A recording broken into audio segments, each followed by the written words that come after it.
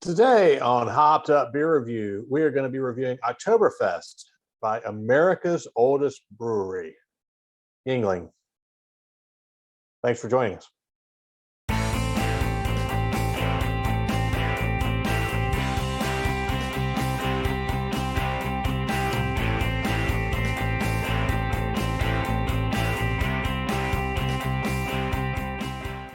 Hey everybody, welcome to Hopped Up Beer Review, the show where we give you our unprofessional and somewhat biased opinion about the beer we are drinking and reviewing.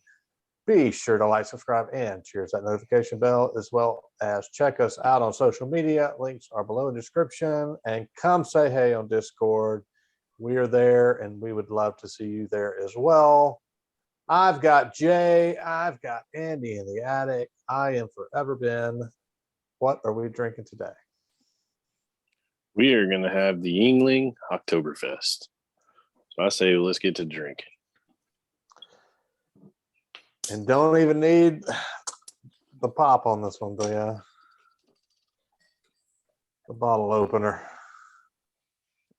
Oh, hey, lift your glass. Jay, what glass you got? Oh, yeah. Look. The trifecta. Whenever we all share the same glass, we do a little dance. Right? We're so lame. Oh, yeah. Okay. Oh, I don't even know what to say. The little things. Say cheers, mates. Cheers, mates.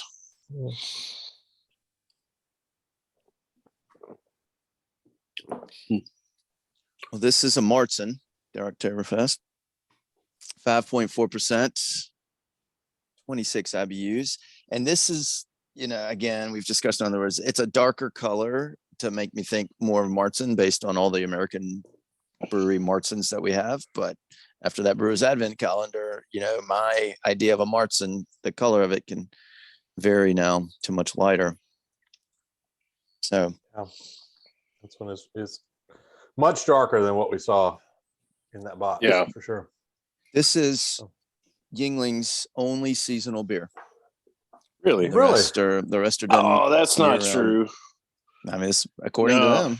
No, because they've been doing one the last couple of years where they did a collaboration with Hershey's for that chocolate porter that they do seasonally. But is it seasonal? It didn't say it was seasonal. It said it was year round. Yeah, I don't buy that. I only see it this time of year. Let's go by what they said. So this brewery, again, as you said, America's oldest brewery, started in 1829 by David G.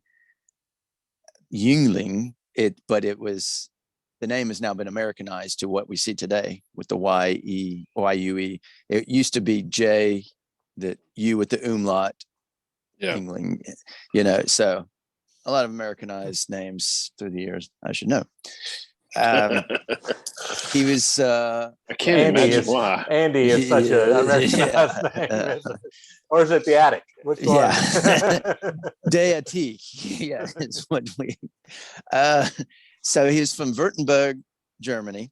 He left Germany because he was the youngest of all his siblings. And there was no chance for him to take over his father's brewery, which was also known as Yuengling, or however they pronounce it over there. So, and his father started brewing in 1816. So he came to the U.S. with an idea of starting a brewery, and he chose Pottsville, Pennsylvania. It was, the reason, it was several reasons. Coal had recently been discovered up there. So the town was growing, business was booming, and it was hilly. So it also, in the hilly, it allowed for the beer to be kept underground, because back then there was no refrigeration and it had to stay cool underground. It also had this natural spring water that was soft, similar to German water for brewing German beer. So they conditioned the beer in the caves that were dug out by the coal miners. Now, it was originally known as the Eagle Brewery, and it didn't change the name till David G. Yuengling Brewery until 1873. Is that Eagle Brewery of the Banana Bread Eagle Brewery. I thought we agreed not to bring up banana bread ever again. And you're the one that wants to take it on a desert island, not me. So You're stuck on a desert island and you can only have one beer. Banana beer. What? No, I'm gonna bring it out there. I went on to punch you for one. That's what I'm saying. Currently, it is the. And then it changed to like the David G. Yuengling and Sons Brewery. So it's America's oldest brewery, but America went through a dark period of prohibition.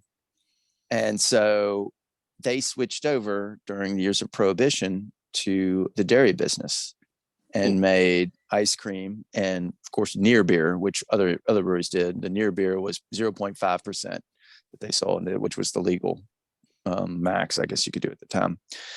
So they made the non-alcoholic beer types and ice cream and all. But they also illegally made some beer that they admitted to, and kind of the way they kind of revamped their brewery and all to get the illegal beer out was pretty interesting.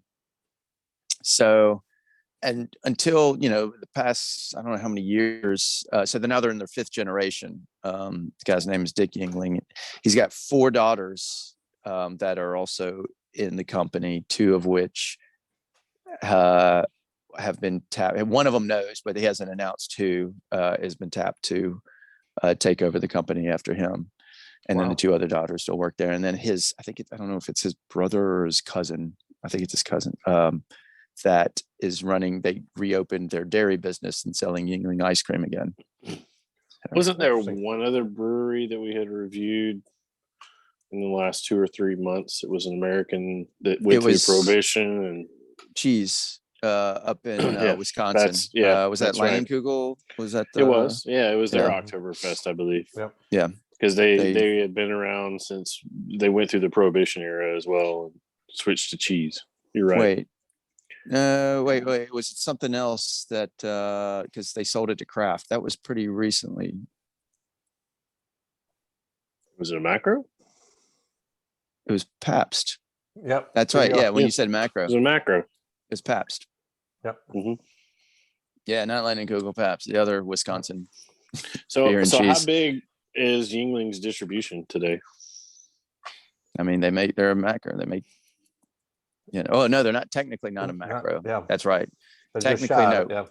But they went through some hard times. I was reading they did a little bio, and he had to pretty much revamp because they were just so small to stay alive. I mean, he took a chance and expanded and built it back up. The current owner, Dick Yuengling, and so that's when he brought it back, because I can remember not knowing anything about Yuengling until mid 2000s or so, and then it's like America's oldest brewery. I was like, well, of course, not being down here in Mississippi, it's not surprising we hadn't heard of it.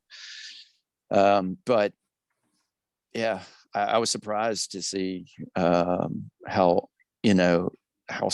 small it was, but it still had a big name. So they also bought a brewery in Tampa, one of the old Stroh's plants. I know that for a while there, they were the highest selling beer in Alabama was just their regular Yuengling beer. Mm-hmm. It's extremely popular over here. Yeah, I don't know if it still is, but it was a stretch there, several years where it was. Because we're only able to have such high, we're limited on high alcohol content, and until the late 2000s, if y'all recall, the Free the Hops in Alabama helped push that. But Yuengling was able to come in and they could distribute, and it was kind of a new catchy thing, kind of like a lot of us we default to Stella and others is our go-to. A lot of people, that's Yuengling is that way here in Alabama. A lot of people's go-to. I can remember having my first Yuengling at Lulu's in Gulf Shores, at the bar there. So All And right. it kind of makes sense with them buying Stroh's down in Tampa. I didn't mean to interrupt you, Ben. Yeah. No, go ahead. But getting the distribution from Tampa, Florida over to Alabama. The story of that was pretty neat. I watched a video. They have a couple of videos on their site. His daughters bought him this. It was like a baseball, like a fantasy camp down there, and he was and down there, and there were some other names, and he was just kind of networking and heard that Stroh's they were looking to sell the plant, and he just, while he was down there and there's like their spring training fantasy camp for baseball, he bought the plant.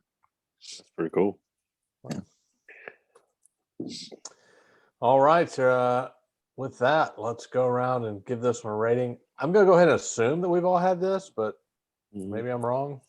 It's been 6 years since I've had it, so Okay. Well, I've had a keg of this before, so I'm going to go last. I actually had the tap handle, and I meant to bring it in here, and I didn't. So, I forgot this was last year you had this, right? I did. Yep. It was Yeah, I actually, remember when I that. got the kegerator fixed up, this was the first keg that I bought. You kept So. logging every single one, just pounded it into untapped, right? I don't do that so much anymore. But yeah, Andy, what you think? Well, excuse me while I burp a little bit. It's highly carbonated, and it's not bad, but now it's just reminding me, hey, this is a Marzen made in America and not made in Germany after we're fresh out of the Brewers Advent calendar. And so I'm not gonna fault it, because a lot of the American breweries are making their Marzens like this. I feel like now there might be too much malt, or it's too caramelized, very sweet compared to what we had over there.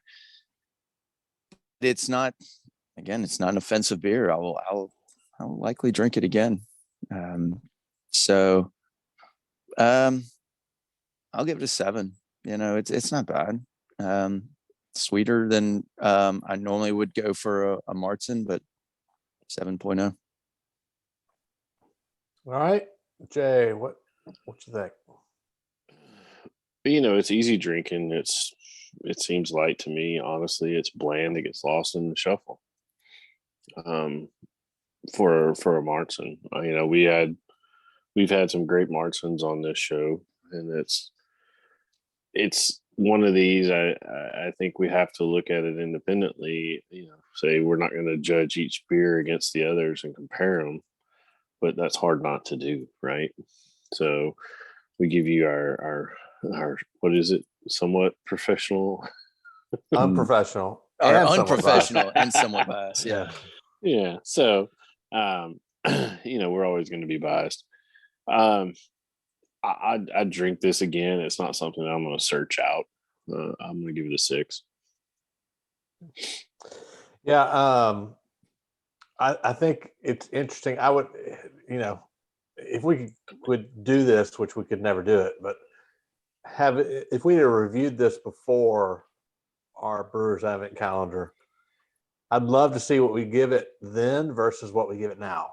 And I think, we've even had a comment about this, about the kind of continuing discussion that we've had about, the Marzens and the Fest beers and how much different they are really from an American side and from just the exposure we've had from that Advent Brewers Advent calendar. I think it would be really interesting if we could somehow, have done this beforehand and then, do it again. But alas, we cannot. And I said, like I said, I actually bought a keg of this because typically for me, when I'm getting a keg for the kegerator that I have, I'm looking for something that's easy to drink and light, and it's probably closer to a macro than it is a craft, just because it's going to be kind of that filler beer for me. So all that being said, I think, I think this is, like Andy said, it's got a lot of that, a lot more of that malt than what we've had recently, and it definitely changes your perception of it just a little bit. But still, for me, very easy drinking. It's like Jay said, it kind of goes out in the wash, and it's a 7 for me. It's one I'd buy another keg of this and have it, in the time of year that it comes out. It's a filler beer. It's something I can have a few of and have a good night. So 7 for me for sure. It's one you could. I mean, I can understand getting a keg of it and drinking on it because it's like. I mean, it's not light, but it's easy drinking. So. Yeah, I mean, again, I don't want an IPA. I don't want a sour. I don't want anything too specific with a keg. I mean, I even had a coffee, like a coffee ale, and man, I was so tired of that thing by the time I got to the end. You got a keg of coffee ale? It was the it was. Was it on sale? Coffee cream ale. No, I was just like, I like that beer. Cream. I'm gonna try it. It was from the Memphis brewery, Ghost River. They're Grind and Shine. Grind City. Oh, Grind and Shine, yeah. Yeah, I got that on a keg, and man, by the end of it, I was just like, please, Milk was a bad choice. Be done. You're inviting over all the neighbors. Hey, I was about to say, you're like even the kids in the neighborhood. Hey, y'all, you want some milk? So so this is definitely a good one for a keg, a keg beer. If you've got one at home, and you're going to be drinking a fair amount of it before the keg goes bad.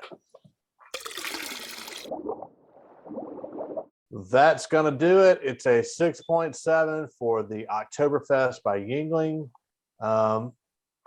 Not a bad Oktoberfest. We've definitely rated some better. And since having the Brewers Advent calendar that we ran through back in December, one that we maybe would rate a little bit lower than we would have done so beforehand. We were kind of talking a little bit here off camera about our scores that we had previous to that Advent calendar in Untapped, and they, for a couple of us, they were a little bit higher. So I think it's all interesting how 24 days of German beer has affected the three of us to some degree, and that ever continuing discussion about the Marzens and Fest beers of America versus Germany. So we're going to keep that conversation running as long as we can, because hey, they're good beers to drink. So with all that, definitely appreciate you checking out this video. If you're still watching, thanks for beat a dead horse. That's what we're gonna do. We're gonna beat that horse into the ground, and you come back and watch the next blow. If you've made it this far, you probably have already liked, subscribed, and cheers that notification bell. Anybody, yeah. We're gonna go ahead and say thank you for that if you're watching right now. And check us out on social media. Again, you've probably already done that as well. But have you come and said hey in Discord? If you have not, go download Discord, click the link below in the description, and come say hey to Andy, Jay, and myself. We thank you for watching Hopped Up Beer Review. Cheers, mates. Cheers, mates. Cheers, mates.